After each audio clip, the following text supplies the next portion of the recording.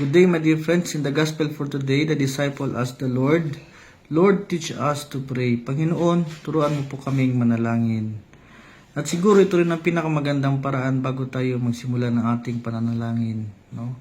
Hindi lang basta magsalita, kundi hayaan natin ang Diyos na magturo sa atin kung paano manalangin ng tama. Minsan kasi madalas nga tayong magdasal, pero puro petition prayer naman, puro hiling. Lord, bigyan mo ako ng ganito. Lord, pakinggan mo ang aking hiling. Tuloy, parang gusto nating mangyari, ang Diyos ang susunod sa gusto natin. Hindi tayo ang susunod sa gusto niya.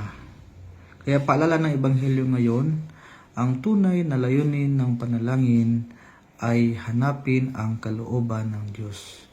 Thy will be done on earth as it is in heaven. Ang tunay na panalangin ay nakasentro sa Diyos, hindi nakasentro sa ating mga sarili. At kapag ganito ang ating mga panalangin, unti-unti tayong babaguhin ang ating panalangin na maging mas mapakumbaba, pagmahal, mapagpatawad, maunawain, kasi mas lalong lalalim ang ating ugnayan sa Diyos. Kaya mga kapatid, tanungin natin ang ating mga sarili. Ang panalangin ko ba ay nagpapalapit sa akin sa Diyos? May nagbabago ba sa akin tuwing ako'y nagdadasal? At kung nahihirapan tayo manalangin, sabihin lang natin, Lord, teach me to pray.